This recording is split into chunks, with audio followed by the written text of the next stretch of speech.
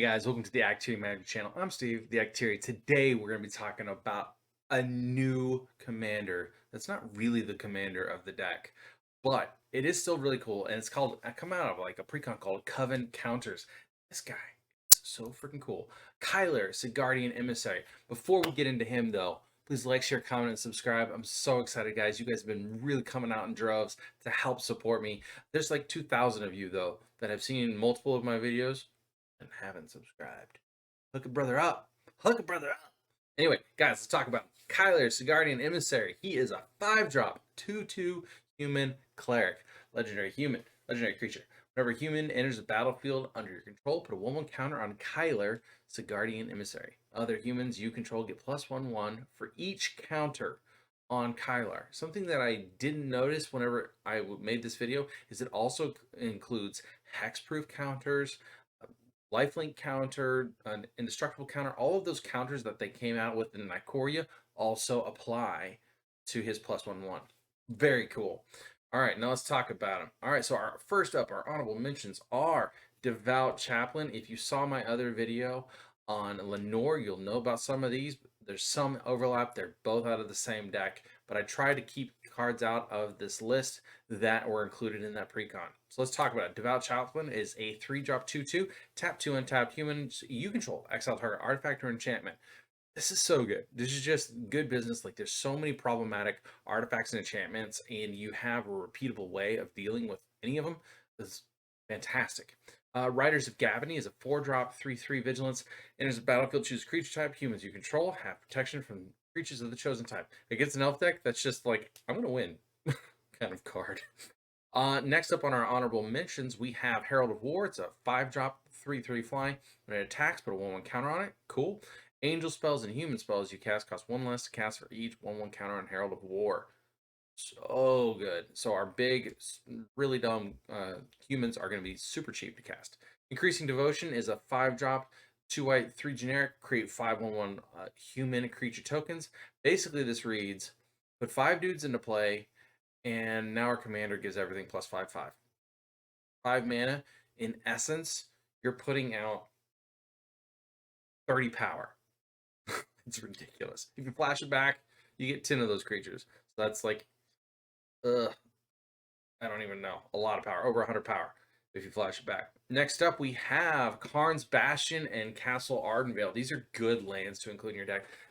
Karns Bastion is the only land with Proliferate on it. So all of these 1/1 counters that we're going to be putting on everything, it's just going to be good business. Castle Ardenvale enters the battlefield, tap unless you control planes. It says tap 2 white, 2 generic, create a 1/1 white human creature token. So we're going to be able to put 1/1 counters on our Kyler, make him bigger, make our humans that we're producing bigger. It's just so good. All right, so some of our lords really quick. We have Sanctuary Lockdown, which is not technically a lord because it's an enchantment instead of a creature, but it's pretty good. It's 1 white, 2 generic enchantment. Humans you control get +1/1. Sweet. 2 mana, tap 2 untapped. Human you control, tap target creature and opponent controls. There's sometimes just a problematic big beater over there that you need to get out of the way before you go swinging. This just lets you do it. Thalia's Lieutenant is a 2-drop 1/1. When it enters battlefield, put a 1/1 counter on each human you control.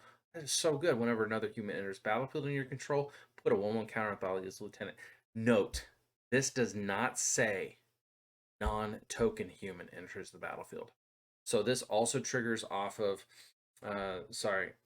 Increasing Devotion. It triggers off of our next card on our list. Raven Doomsayer is a 3-drop 2/2. It says tap, create a 1/1 white human creature token. It has Fateful Hour. It says other creatures you control. If you have 5 or less life, other creatures you control get +2/2. Not a big deal, but we love that tap add human creature because that's going to pump our commander up. That's going to pump our whole board up, and it's going to help Thalia's Lieutenant herself. It's very, very cool. Next up on our list, number 5 is Catilda, Donhart Prime. Again, we have some overlap, but she's a 2-drop 1/1 protection from werewolves. Human creatures you control have tap, add 1 mana of any of this creature's colors. So all of our 1/1 white creature tokens are going to be tapped for 1 white. All of our Catilda herself will tap for a green or a white, and just all of our creatures can now tap for their own color. Very good. Tap 6 mana, a green and white, and 4 generic. Put a 1/1 counter on each creature you control. That's just a good pump. It's a good mana sink later in the game because we're going to be having a lot of creatures with tap, add 1 mana to your mana pool. Next up, we have Realm Walker. No surprise to anyone if you're a creature type fan. This guy right here is a 1 green, 2 generic, 2/3 shapeshifter. This card is every creature type. As it enters battlefield, choose a creature type. You may look at the top card of your library anytime. You may cast creature spells of the chosen type from the top of your library. Wow. Just look. Oh, I can cast it. Sweet. I'll cast it now. Oh, can't cast it. Oh, darn. It's basically like a pseudo draw because we're now able to get those creature cards off the top of our library and into play directly. Very cool. Number 3 on our list. This one doesn't make a whole lot of lists. Gallows at Willow Hill. The 3-drop, 3 tap, 3 untap humans you control. Destroy target creature. Its controller puts a 1/1 white spirit creature token with flying onto the battlefield. So get rid of that big disgusting dude that's got protection from every color, and now you get a little 1/1 dinky. Next up, this isn't the only uncommon to reach our top 5. Look at this. Invigorating Surge, 1 green, 2 generic. Okay, now this is a game-winning card in a Kyler deck. It says put a 1/1 counter on target creature you control, then double the number of 1/1 counters on that creature. If you're swinging and he's got 2 1/1 counters on him, your board's getting +2/2 at that point. If you put another 1/1 counter on it and then double it, your whole board is now getting +6/+6, which radically changes combat math. It just kills people out of nowhere.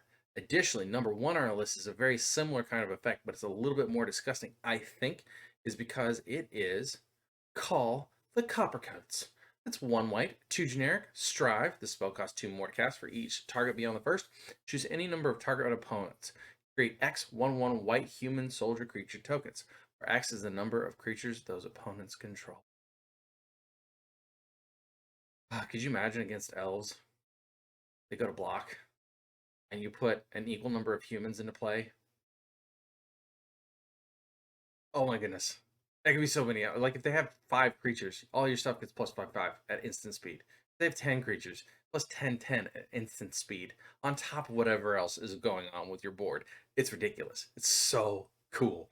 All right, next up on our list, our first combo of the day. This one's kind of an obscure one. It's not that obscure for people that have been around for a long time, but I wanted to include it. So Loyal Retainers is a cool card all on its own. It's a 3-drop 1/1 human advisor. It says sacrifice Loyal Retainers, return target legendary creature card from the graveyard to the battlefield. Activate this ability only during your turn before attackers are declared. Very, very cool. With Safi Eriksdottir, though, it's a 1 green, 1 white. It says sacrifice Safi Eriksdottir. When target creature is put into a graveyard this turn, return that card to the battlefield instead. Okay, so you sacrifice Safi, targeting Loyal Retainers. Safi goes to the graveyard, and then you sacrifice Loyal Retainers. It goes to the graveyard. When it hits the graveyard, Safi can be targeted by Loyal Retainers and returned to play. Now that Loyal Retainers checks and it uses Safi's ability, it comes back into play. And now we can re-sacrifice them. Repeat the cycle infinite times, which means that big boy Kyler becomes an infinite creature. And oh, by the way, we go swinging, say we have 10 creatures and they can only block 5 of them, but they block our big dude. Slippery Bogbonder. It's a 4-drop, 3/3 flash hexproof. It says when it enters battlefield, put a hex counter on target creature. Then move any number of counters from among creatures you control onto that creature. So now our infinite creature, Kyler, moves all of his counters onto our unblocked creature, that little innocuous 1/1 or 5/5. And now it's just an infinite amount of damage to their face. And its power level is over 9,000. Okay, I'm going to stop being weird.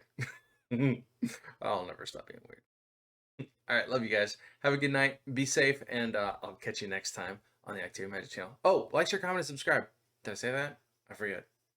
Oh, whatever. Love you.